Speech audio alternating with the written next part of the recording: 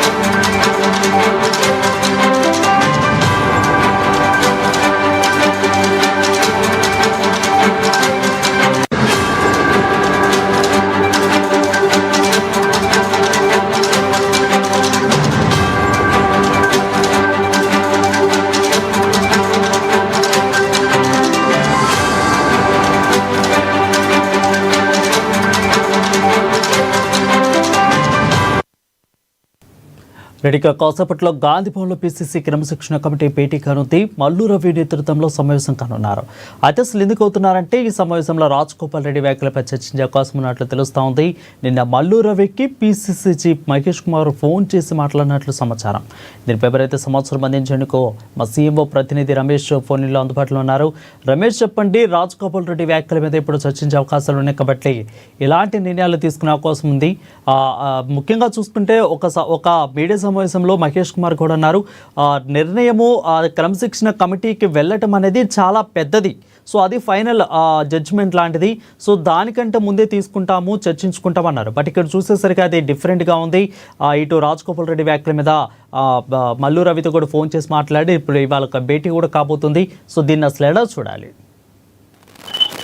కాంగ్రెస్ పార్టీకి సంబంధించి క్రమశిక్షణ కమిటీ చైర్మన్ మల్లు రవి అధ్యక్షతన మరికొన్ని సేపట్లో కూడా పిసిసి క్రమశిక్షణ కమిటీ మీటింగ్ కాబోతుంది. వరుణ్, ముఖ్యంగా ఇటీవల పార్టీలో జరుగుతున్నటువంటి పరిణామాలకు సంబంధించి క్రమశిక్షణ కమిటీలో చర్చించిన తర్వాత ఎవరైతే నేతలు పార్టీ క్రమశిక్షణకు వ్యతిరేకంగా ప్రవర్తిస్తున్నారు వారిపై చర్యలు తీసుకునేటువంటి అవకాశాలు అయితే కనిపిస్తున్నాయి. వరుణ్, ముఖ్యంగా రాజగోపాల్ రెడ్డి ఇటీవల ముఖ్యమంత్రి రేవంత్ రెడ్డిపై పలు సందర్భాల్లో వ్యాఖ్యలు చేస్తూ వస్తున్నారు. తాజాగా గతం వరకు రేవంత్ రెడ్డి పేరు తీసుకోకపోయినా ఆయనను ఉద్దేశించి మాట్లాడినటువంటి సందర్భాలు మనకు కనిపిస్తున్నాయి. ముఖ్యంగా మంత్రి పదవికి సంబంధించిన అంశంలో ఆ పార్టీ నిర్ణయం మేరకు అట్లాగే అధిష్టానం అన్ని అంశాలను పరిగణలోకి తీసుకొని ఆ మంత్రి పదవి ఇస్తుంది. అట్లాగే ఒకే కుటుంబంలో ఇద్దరికి మంత్రి పదవులు ఇవ్వడం కుదరదు అనే విధంగా కూడా ఇప్పటికే కోమటిరెడ్డి వెంకటరెడ్డి మంత్రి ఉన్నారు. ఆయన తమ్ముడు రాజగోపాల్ రెడ్డికి మంత్రి పదవి ఇవ్వడం కుదరదు అన్నటువంటి వ్యాఖ్యల నేపథ్యంలో కూడా రాజగోపాల్ రెడ్డి వ్యాఖ్యలు చేస్తూ వస్తున్నారు. నిన్న ఏదైతే ఆగస్టు 15 సందర్భంలో కూడా నేరుగా ఆయన ఉపన్యాసంలో కూడా సీఎం రేవంత్ రెడ్డి పేరు తీసుకొని వ్యాఖ్యానించడం జరిగింది. ఈ వ్యాఖ్యలకు సంబంధించి ఇప్పటికే పిసిసి చీఫ్ మహేష్ కుమార్ గౌడ్ కూడా మల్లు రవికి ఫోన్ చేసి రాజగోపాల్ రెడ్డి వ్యాఖ్యలకు సంబంధించి పరిశీలించాలి, పార్టీకి సంబంధించి ఏదైతే అంతర్గత క్రమశిక్షణ ఉంటుందో దాన్ని వైలేట్ చేశారా, అవకాశాలు ఏమైనా చర్యలు తీసుకునేటువంటి అవకాశాలు ఉన్నాయా అనేది కూడా పరిశీలించాలని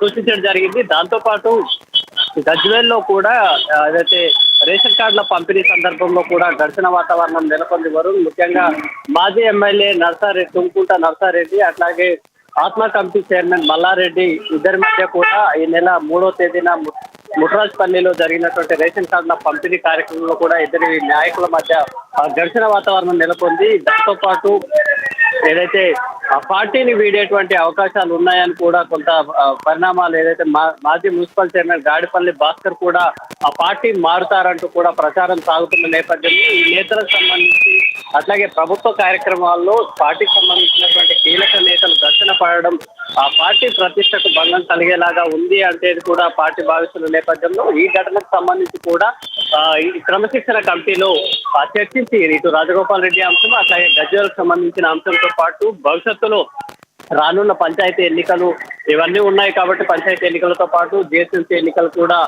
దగ్గర పడుతున్న నేపథ్యంలో ఈ ఘటనలు చెదురుమదురు ఘటనలు అనేది పార్టీ ప్రతిష్టకు భంగం కలిగించేలాగా ఉంటుంది కాబట్టి భవిష్యత్తులో ఇట్లాంటి ఘటనలకు పాల్పడే నేతలపై కూడా ఎలాంటి చర్యలు తీసుకోవాలనే అంశంపై కూడా ఈ రోజు పిసిసి క్రమశిక్షణ కమిటీ అయితే చర్చించనుంది వారు.